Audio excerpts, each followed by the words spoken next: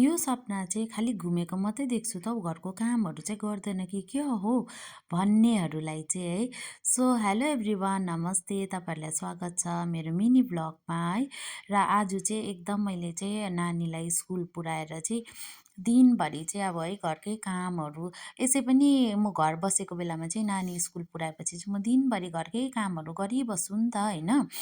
किनकि बिहानै काम सकेपछि चाहिँ अब दिनभरि कति फोन हेर्नु, बेसी फोन हेऱ्यो भने नि टाउको दुख्छ भनेर चाहिँ आज चाहिँ मैले यो भ्याक्युम चाहिँ मैले हत्तपत्त युजै गर्दिनँ नि त। खै आज चाहिँ मैले निकालेर पुरा खिड्कीहरू है चेपचापहरू कस्तो राम्ररी सफा हुँदो रहेछ कि, अन्त मैले पुरा सफा गरेँ। र गाइस म चाहिँ तपाईँहरूलाई लास्टमा देखाउँछु है, मेरो होम टुर पनि हुन्छ है। अन्त त्यहाँदेखिको मैले कतिको क्लिन गरेँ त्यो पनि सो म तपाईँहरूलाई लास्टमा देखाउँछु र हेर्दै गर्नु होला।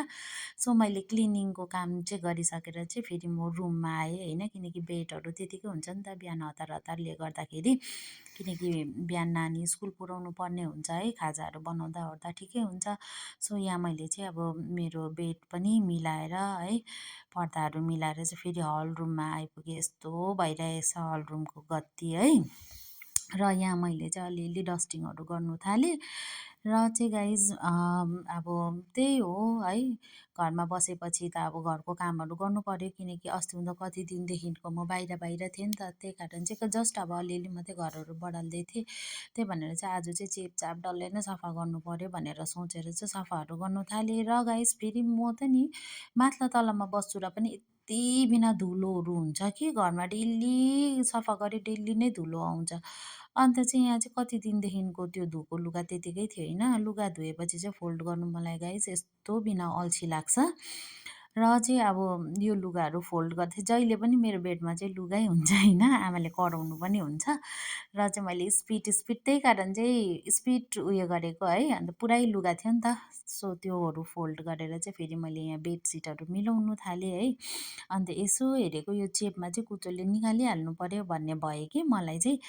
अन्त चाहिँ यहाँ बेडहरू रेडी गरिसकेर अन्त चाहिँ गाइज अब यहाँ नानीको अलमारीको माथि पनि नानीले खिचिर खिचिर पारिरहेको थियो नि त, यो सफाहरू गर्नु थालेँ। र यो दुईवटा ट्रफी चाहिँ मैले हिजो अस्ति नै पाएको हो, त्यही पनि सफाहरू गरेँ होइन, किनकि यो भित्र पनि धुलो कहाँबाट आउँछ आउँछ हौ। र चाहिँ गाइज सकेर चाहिँ म फेरि आइपुगेँ किचनतर्फ है, तपाईँहरूलाई चाहिँ म लास्टमा देखाउँछु नि है मेरो घरहरू है, सानो अब होम टुर जस्तै नै है। र गाइस मेरो किचन चाहिँ अहिले इन्कम्प्लिट भइरहेको छ, अब भर्खरै घर बनाइसकेको। अब घर बनाउँदा यति बिना खर्च हुन्छ अब है, तपाईँहरूलाई त थाहै होला कति चाहिँ खर्च हुन्छ। र फेरि अब अझै मेरो अरूहरू पनि कामहरू छ नि त, त्यही कारण चाहिँ मैले किचनको काम चाहिँ यतिकै पेन्डिङ राखिरहेको छु। र मेरो किचन चाहिँ सानै छ गाइस, किनकि मैले क्याबिनेटहरू अहिले लगाएकै छुइनँ होइन। अब क्याबिनेटहरू लगाएपछि चाहिँ यो किचनको सबै सामानहरू सेट भइहाल्छ र अब राम्रो देख्छ है। तर अब अहिले क्याबिनेट नलगाएकोले गर्दाखेरि चाहिँ खिचिर खिचिर खिचिर भइरहेको छ।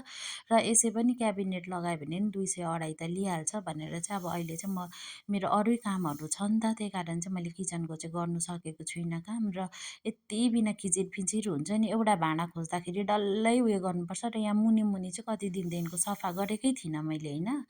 सो आज चाहिँ सबै यसलाई हटाएर है, झाडु मारेर र पोचा नि लगाइहालेँ, किनकि योहरू हाल्नुपर्छ नि त फेरि होइन।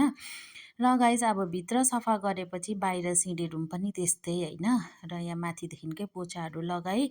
र गाइज यो बेलकुनी चाहिँ मेरो सानो बेलकुनी छ है, र म प्रायः जस्तो भिडियो चाहिँ यहीँ बनाइराखेको हुन्छु। र यो चाहिँ मेरो रुमसँगै एट्याच छ। सो यसलाई पनि मैले पुसपास पारेँ। र यो चाहिँ मेरो प्रायः डेली नै पुस्नुपर्छ बेलकुनी, किनकि पुरा धुलो आउँछ नि त यहाँ चाहिँ। र गाइज मैले चाहिँ सबै मेरो रुमहरू यसरी चिटिक्क पारेँ होइन।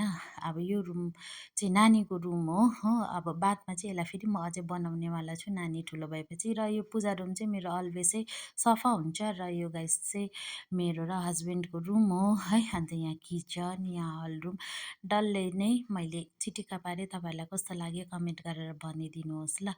र गाइज मैले चाहिँ एकदम सबै काम सकेर चाहिँ अब चाहिँ म गएको नुहाउनुको लागि है, त्यही पनि सरकारी टावल लिएर। कस्तो लाग्यो भनिदिनुहोस्। Okay, by by.